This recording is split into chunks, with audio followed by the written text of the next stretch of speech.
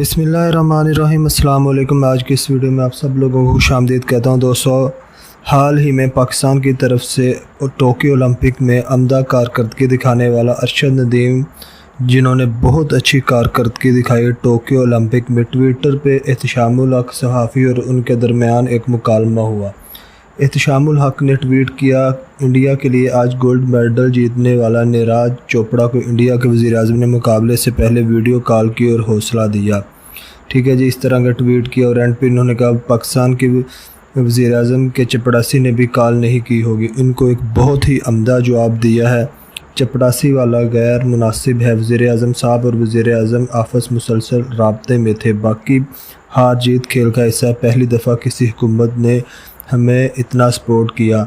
एहतशामुल हक को अरशद नदीम ने बहुत ही करारा और एक जनाटेदार जवाब दिया है। ठीक है जी, हालांकि पीएम ऑफिस की तरफ से भी एक ट्वीट हुआ था, आप हमारी स्क्रीन पे देख रहे हैं। ये थी आज की हमारी वीडियो पसंद आई हो इसे लाइक कीजिए और दोस्तों के साथ शेयर कीजिए। शुक्रिया।